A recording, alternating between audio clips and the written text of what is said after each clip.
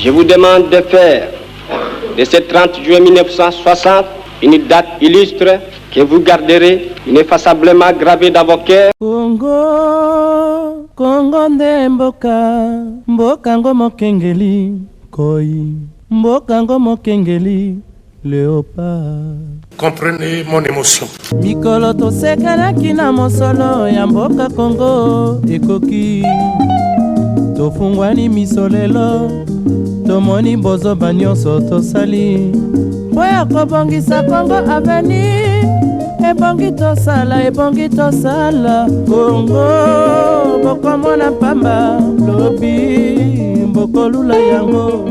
Mbote Kinshasa Brazzaville pe mokili mobimba bino nyonso oyo bozwi susu occasion malamu ya kolanda Info Plus HD ya lelonga ije debula la Colombe na sepeli komona bino ebele boye liboso ya baposte téléviseur na bino tofunga basango na biso kuna na Palais de la Nation mpona koyebisa bino que chef de l'État Félix Antoine Tshisekedi Tshilombo a président kibango traditionnel réunion moko ya échange de vœux na accord diplomatique na République démocratique du Congo Plamedi Kibwana apesi ba détail na yango bolanda. Président Félix Antoine Tshisekedi Tshilombo a présidé qui traditionnelle cérémonie d'échange de vœux moko na accord diplomatique accrédité à la République démocratique du Congo mardi 30 janvier 2024 kuna na Palais de la Nation. Événement yango ezalaki marqué na des discours o esalemaki moko sima mosusu selon ba usage protocolaire et pas ya doyen ya accord diplomatique na République démocratique du Congo pe président de la République Félix Antoine Tshisekedi de Tshilombo. L'accord diplomatique bazo souhaité ko accompagner République démocratique du Congo na mise en place ya ba institution oyo kozoma na ba élection générale ya le 20 décembre 2023. Pe basala ki appelle na ba vœu na bango na émergence effective pe réussi ya République démocratique du Congo. Wana maloba ya monsieur Martin Shingong Ayofor, ambassadeur ya Cameroun pe doyen ya accord diplomatique. Nangambo na ye chef de l'État a remercié qui accord diplomatique pour un soutien indéfectible na bango pe a rassuré que République démocratique du Congo et côté la espace ya coopération moko polele pour un partenariat gagnant-gagnant nyonso wana na strict respect ya ba loi nationale pe conforme na projet à société na ye ya sika. Kasi liboso ya accord diplomatique boye ba que chef de l'État a rappelé qui position ya mboka na ba agression oyo est eza victime pe alobaki que gouvernement na ye ezongeli caractère ya souveraineté pe intégrité territoriale ya République démocratique du Congo oyo bakoki ko négocier te. Abakisaki lisusu na koloba que dialogue moko te ko salema na banguna na biso tango baza to pe bako occupa ka parti ndambu ya territoire na biso pe a rassuré que ba forces armées ya République démocratique du Congo FARDC na mokuse bakozala kaka wana pona kolandela ba ennemi ti na suka. Kaka na même occasion wana président Félix Antoine Tshisekedi Tshilombo a lancé qui pe appel moko na ba instance onisienne Union africaine na ba organisation régionale pour la solliciter bango pour que batia en place ba sanctions moko ciblées na ba responsable rwandais pe ba M23 o bazo violer souveraineté ya République démocratique du Congo. Asukisaki na ko saluer déploiement na province ya Nord Kivu ya ba force régionale ya communauté ya développement ya Afrique australe Sami DRC na mokuse oyo bayaki na appui epai ya ba FARDC na ba opération oyo basalaki contre coalition RDF PM23. Bosimba que cérémonie yango ezalaki clôturée na séance moko ya ba salutation entre président de la République pe ba différents corps diplomatiques. Vice-premier ministre, ministre de la Défense nationale et ancien combattant Jean-Pierre Bemba Gombo ayamba kibongo ambassadeur ya Union européenne na ville province ya Kinshasa basola kina oyo etali situation sécuritaire na est ya République démocratique du Congo ba détail na élément oyo. Ambassadeur ya Union européenne na RDC Nicolas Berlanga ayamba makibongo epai ya vice-premier ministre, ministre ya Défense nationale et ancien combattant Jean-Pierre Bemba Gombo. Pe situation sécuritaire na Nord Kivu nde ezalaki au centre ya ba échange na bango.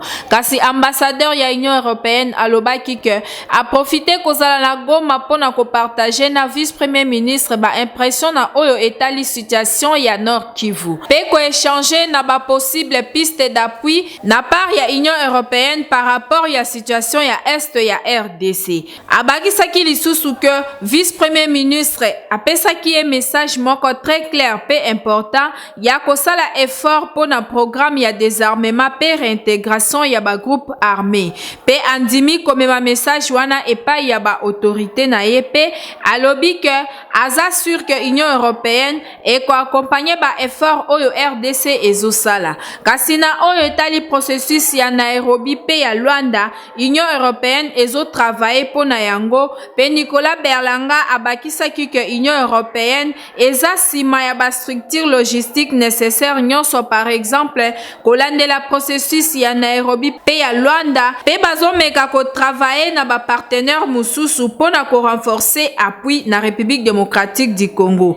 Ambassadeur ya Union européenne azanga kite kolobela réélection ya Félix Antoine Tshisekedi Tshilombo président de la République pe alobi ke bazo espérer ba discussion mususu eza en cours pe baza toujours ko encourager ba nouveau na sima ya ba élection pe ba effort ya ba dialogue oyo eza pour na stabilité na kati ya région oyo côté moko eza très riche pe très nécessaire pour na ba Congolais pe Afrique centrale, pourquoi pas monde entier. Wana maloba ya ambassadeur ya Union européenne na RDC.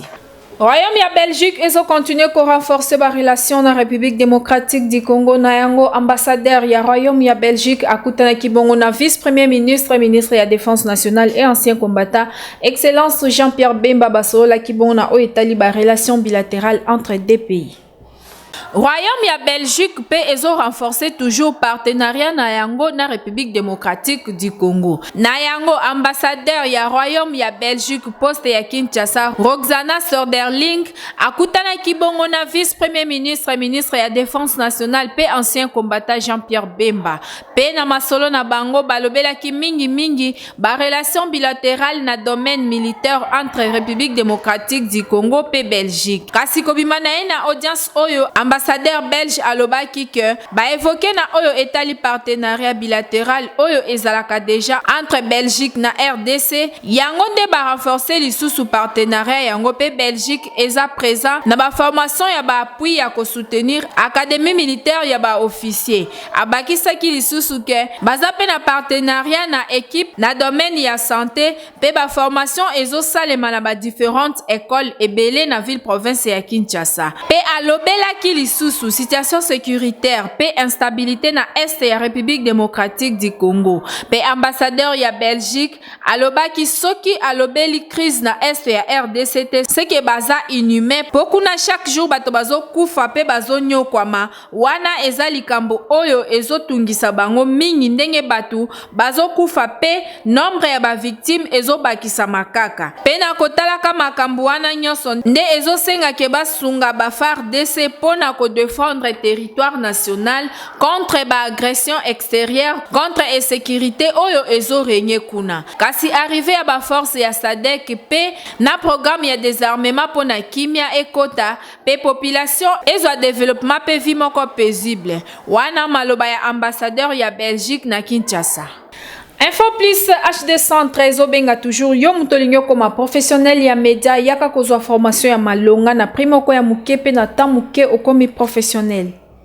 Info plus HD Centre fongoli ba porte na yango pona yo mutu olingo koma professionnel na média.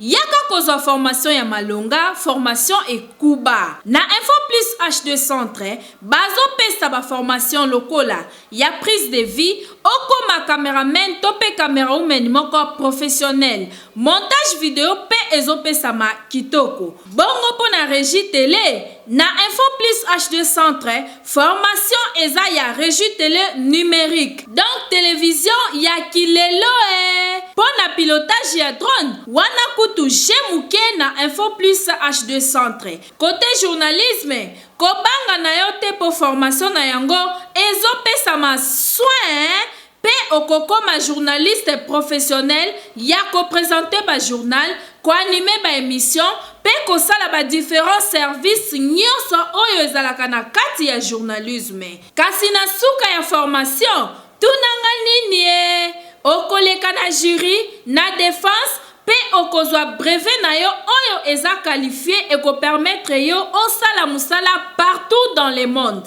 Ya malamu lisusu na Info Plus HD Centre eza que ba apprenant ba kendaka ko sala ba pratique na bango libanda ya ville province ya Kinshasa. Donc na ba province mususu pona ko découvrir lisusu makambo ebele. Kasi pona ko koma na Info Plus HD Centre eza nango simple. Ezwami juste sur l'avenue Kisangani numéro 38 na quartier Baoba na commune Yangaba. Référence maison communale Yangaba. Tope obengi bango na ba numéro oyo eza affiché na se ya télévision na yo. Yaka kozwa formation na Info Plus HD Centre okozala jamais déçu. Bilengi ya formation ezande na Info Plus HD Centre. Info Plus HD Centre ezokomisa bato utile na société. Kaka ndenge toyebisi bino ke na Info Plus HD Centre bazo former ba professionnel bolanda moko ya ba oyo ayekolaki bongo régie télé numérique. Awa tozali na kati ya salle ya régie télé ya Info Plus HD Centre. Na kati awa tosalaka ba mixage, ba enregistrement pe ba live na biso toujours na monde ya numérique. Pona kolakisa bino ke awa na Info Plus HD Centre tozoka kaka ba théorie te kasi la kapé 100% pratique bozena lakisa bino eloko moko. O ezali logiciel VMix. VMix est un logiciel où esungaka biso pona ko diffuser en direct pe ko sala ba enregistrement na biso toujours na monde ya numérique. Kasi VMix ezalaka accompagné na mixeur audio où e permetaka biso tozwa ba son na biso kitoko makasi. Lelo nazolakisa bino comment ko diffuser vidéo moko en direct na VMix.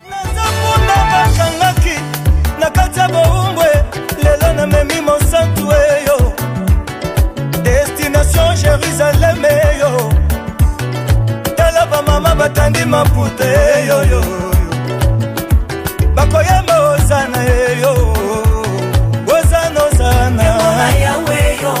Kemona yawe yo yo yo. Kemona yawe yo. Kemona yawe yo yo yo. Kemona yawe yo. Oh. Livré pour nos offenses, ressuscité pour notre justification.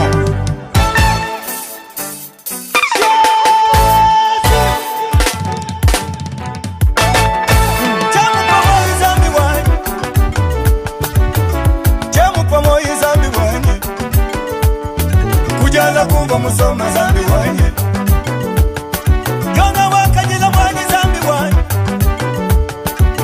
Chemu mwana muntu zambi wanye Uwa mwa kufuila bantu zambi wanye Zambi kumele la mezi zambi wanye Kushi ya butumi mujulu papaya Oh Bolinga mutema Bomoni ndenge na uti ko diffuser en direct vidéo na moko na logiciel VMix. Kasi na bengi bino nyoso o bozana banda ko ozalaka na besoin comme professionnel yaka awa na Info Plus HD Centre pour awa tozaka ba formation 100% pratique. Tokende bongo na hôtel de ville ya Kinshasa pona koyebisa bino ke gouverneur Jean-Tiningo Bilambaka asolola ki bongo na comité ya gestion métro-kin pona o etali construction ya chemin de fer na ville province ya Kinshasa. Retour na ye na commande ya ville province ya Kinshasa boyeba que le gouverneur de la ville Jean-Tiningo Bilambaka ayambaki bongo comité ya gestion métro-kin pe omeni ya ba échange na bango comité ya gestion métro-kin basalaki compte rendu epai ya gouverneur Jean-Tiningo Bilambaka na oyo etali avancement ya ba travaux ya construction ya chemin de fer pour na train urbain na Kinshasa. P5 points ezalaki arrêté, notamment création ya comité moko ya libération ya ba emprise, démolition pe interdiction ya ba construction anarchique na ba place publique mingi mingi na côté gauche na avenue Poids Lourd, ce qui ozokende côté ya gare ya Ndolo, pe zone industrielle ya ba pont fluviotique koma 12e rue Limité, pe ba kokanga cimetière ya Siforko pour que ba tracé ya chemin de fer oyo eleki wana place bazokunda bato. Petika toyebisa bino ke ba étude nyonso pona kotonga esalemi deja pe etikali kaka batu oyo batonga na rai bayebela balongwa pokala mingi te misala ezobanda pe monsieur le gouverneur Gentilin Bilambaka a promettre que akosola na beseko pona kozwa ba moyens financiers pona ko procéder na lombangu na ba opération ya indemnisation ya batu oyo baza impacté na projet oyo wana maloba ya gouverneur Gentilin Bilambaka pona construction ya chemin de fer. Mikala oyo soko tambali na bawenzo kokuta basafu ndenge sopani na ndenge ya kosakana te pe mutu nyonso azo préférer kolia yango kasi bato mingi bayebaka te vertu ya safu na santé ya mutu. Plamedi Kibwana alobeli yango Bulanda. Safu oyo babengi na lopoto prune eza fruit moko ya saison ezalaka na ba couleur ebele pe ezalaka malamu mingi kolia yango po ete eza na ba vitamine pe etretaka ba maladie ebele. Safu eza na ba vertu préventive pe thérapeutique esungaka mpona kobikisa ba maladie lokola constipation, cancer, ostéoporose, ba lupus sanguine to pe ya makila, ba maladie cardiovasculaire pe ancienneté. Poso ya safu oyo babengi na kombo ya pulpe eza source ya potassium pe vitamine C na nzoto ya moto.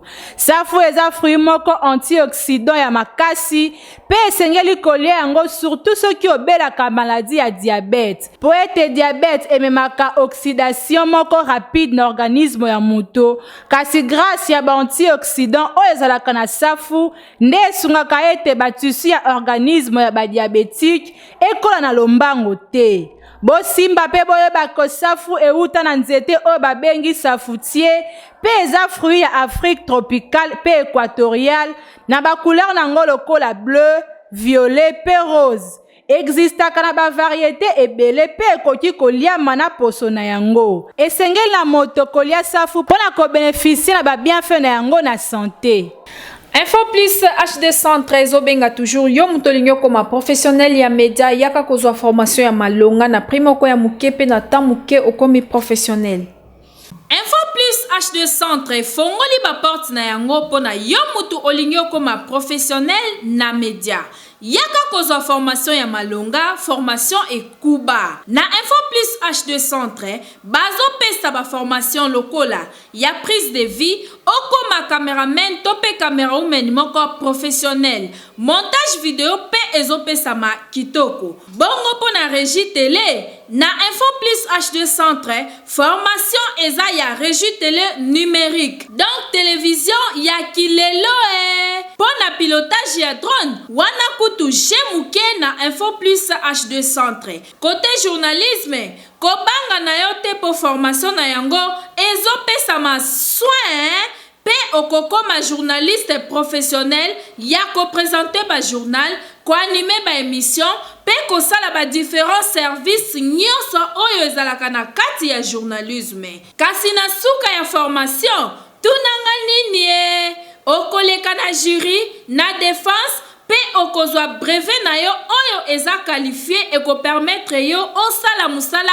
partout dans le monde. Ya malamu lisusu na Info plus H213 eza que ba apprenant ba kendaka ko sala ba pratique na bango libanda ya ville province ya Kinshasa. Donc na ba province mususu pona ko découvrir lisusu makambo ebele. Kasi pona ko koma na Info plus H213 eza nango simple. Ezwami juste sur l'avenue Kisangani numéro 38 na quartier Baoba na commune Yangaba. Référence maison communale Yangaba. Tope obengi bango na ba numéro oyo eza affiché na se ya télévision na yo. Yaka kozwa formation na Info plus H213 okozala jamais déçu. Bilengi ya formation ezande na Info plus H213. Info plus H213 ezokomisa bato utile na société. Yo mutoza empoisonné tope umela la maladie na otika na ebisa que centre hospitalier Kafek ezwami na rond-point ezo ana ezo benga yo soki okei kuna okozala jamais déçu okozwa guérison na yo. Dans le centre hospitalier Kafek yango hôpital oyo na yebisaki yo mema ngai papa mema okozwa solution za la kimia kisasa basela kate ata bamoni mutata malade nzambi kaka kwa lusolo. Vous allez poser tout le monde, docteur. Ça la fiche à consultation. Problème, ça t'est pas passé. Superman, papa. Superman. Âge. Une année et demie. Une année et demie. Vous savez pas, âge n'a pas papa. Ça n'a pas de Ngana yebeli azala 48 et demi. Est-ce que vous avez tout attention, précis 12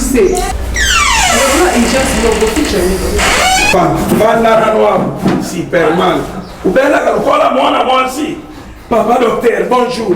Bonjour. Papa yambala mutoyo pas moyen. Docteur. Ils ont eu comme quoi les autres en avertissent. Ils ont eu qu'à bien. Ils ont qu'à Papa Superman. Docteur. Et si vous avez zala kimia na yoki ba plainte na yozo pesa awa isa centre hospitalier Kafek. Tous na machine ou ba bengaka prophète. Tous na 50 malades na zoto. Nyose kobima. Ndenge ozotanga o koto AVC koto Mkongo pasi koto ezozika ezo nyos ekobima na nzela ya prophète. Omoni sorte ya machine oyo. Docteur Kafek na kotambola ba formation ndenge na ndenge na ba France, ba États-Unis, na bisika ba mboka ndenge na ndenge.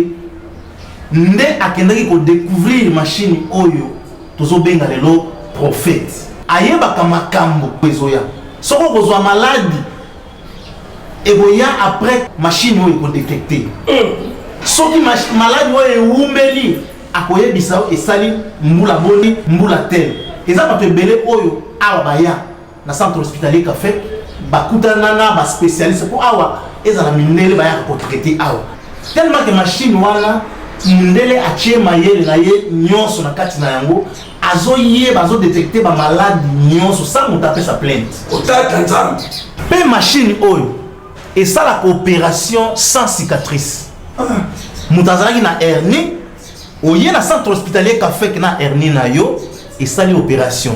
Ezala o miome o basi bazo nyoko ma mususu bazo vanda na yango kambule belé bazo botate. Na centre hospitalier Kafek oye ba ko ça l'opération sans cicatrice. Telema sikoyo okota na machine. Ozota la sikoyo kuna na écran. Nde ozo buni. Kuna ne zo détecter. Jazo luka ba malade nzoto mobimba. Ndenge oleki na consultation na machine oyo prophète.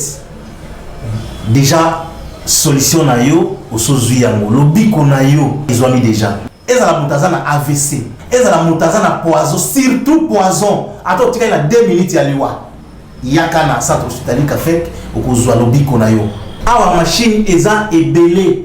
Surtout machine oyo to bengi prophète papa yango de suka. Nazangi mubimba. Umoni meme ndreko na yo musuta zana kuna na province soki ya nini? Benga ya utinda ye na centre hospitalier Kafeke. Iza na veni Ngindu numéro 5. Quartier Yolo Ezo. Kaka na rond-point. Bana biso bana ba français ya kitoko français ya malonga osombele kaka kit complet ya album Les Fous du français pa bandeko ya le français par la musique.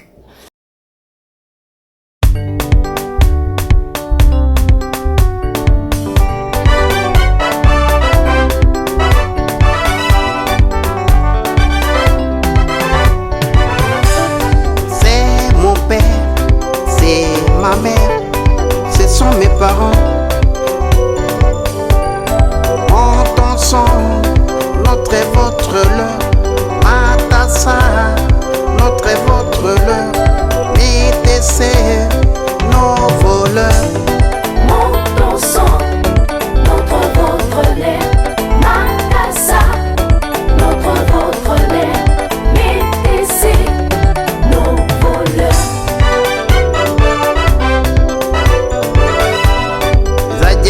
Possessifs, accompagnez les noms. Les adjectifs possessifs accompagnent les noms. Les adjectifs possessifs ont l'idée d'appartenance.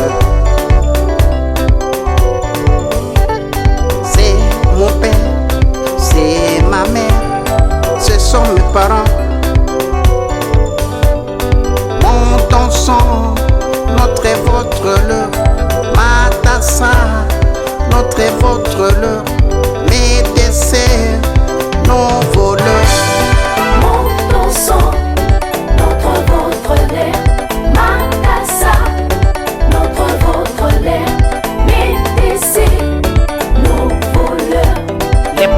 possessif, remplace le nom. À qui appartient ces livres? C'est le mien. À qui appartient ces cahiers? C'est le tien. À qui appartient la gomme? C'est la mienne. Le mien, le tien, le sien, le nôtre, le vôtre, le leur. Le mien, le tien, le sien, le nôtre, le vôtre, le leur. À qui appartient la robe? C'est la tienne. À qui appartient ces stylos? C'est le sien. À qui appartient la blouse? C'est la sienne. Le mien, le tien, le sien, le nôtre, le vôtre, le leur. La mienne, la tienne, la sienne, la nôtre, la vôtre, la leur.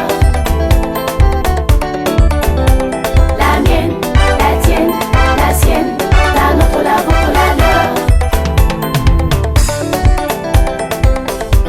À qui appartient la blouse? C'est la sienne. À qui appartient cette école? C'est la nôtre. À qui appartient la chanson? C'est la vôtre. À qui appartiennent ces objets? C'est le leur. La mienne, la tienne, la sienne, la nôtre, la vôtre, la leur. La mienne, la tienne, la sienne, la nôtre, la vôtre, la leur. Le mien, le tien, le sien, le nôtre, le vôtre, le leur. La mienne, la tienne, la sienne, la nôtre, la vôtre, la leur. La mienne, la tienne, la sienne, la nôtre, la vôtre, la leur. La mienne, la tienne, la sienne, la nôtre, la vôtre, la leur. La mienne, la tienne, la sienne, la nôtre, la vôtre, la leur.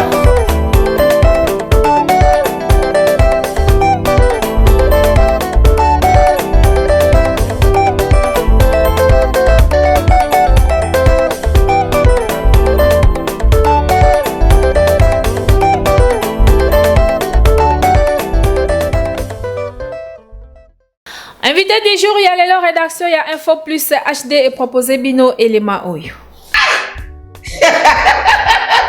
Badaka lozalaki wapi papa? Ozalaki wapi? Nga naluki na rate meme voyage na ngai. Pona kozanga kuyeba kuno.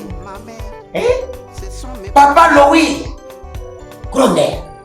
Chikanga na lubia yo. Zila siko. Yonde kona ngai. Ilenge mbali. Papa, mama, mwana ya muke. Iponi mbulate. Umbaza kubenga na mnogo wa France. Iponi ange te.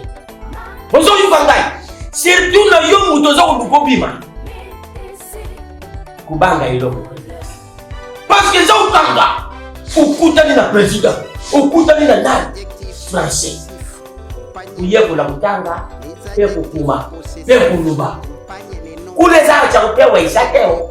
Mina seme isateo. Ewa safi isate. Isate. Quand je te. Yangora zoga kisayo. William. Zomon. Lo William. Tome. Ayebisi yobo. Aponi yote. Abengani yote. Me abengi yo yaka. Odingo yebu la français. Oyeba kutanga. Oyeba kukuma. Oyeba kuluba. Yangora. Qui tu comprends? Tuzalaki kaka na sede ya pamba. Mais sikoyo tukomi na ba flash. Landanga bien. Tukomi na ba flash. Na ba flash oyo. Flash 10. Izali quitte Congo. Baza kotekela yo mibale oyo. Yango modo. Mibale oyo. Batekeli yo yango, bapesi yo na CD moko. Nyonso za kutala, uza kuyekula. Uza kuyeba kutala, kuyeba kukuma, kuyeba kukuma. En parlant langue français. Oyeba kulu. Iza kononer. Soko yebi kutala, oyebi kokoma. Kubanga na yo lilokute, ko uza na silence ya lo. Soki olindozwa, ba flash disk na biso mibale, ok na librairie. Défi de Saint-Paul, ezwami na Gombe, avenue du Commerce. Ezwami lisusu na 12e rue Unité. Pe lisusu na Régulé. Okoki pe koya na bureau na biso, ya les Français par la musique. Ezwami na commune ya Ngaba, na paroisse Saint-Adrien. Awande elaksike tokomi na suka ya Info Plus HD alelo, merci na confiance pe fidélité oyo bozanango ya kolanda biso tango nyonso. Merci na Plamedi Kibwana oyo azaki na sima ya caméra yeka kande akumbela ki édition. Un grand merci na le valable motomoko bien na bakisela papa social mikolo na zobenga héros dans l'ombre. Na pesi mbote na papa Evi Makuba. Kasi soki Jésus Christ nzambe ya pasteur acheté lita azongite ngai na binoto okutana kaka awati.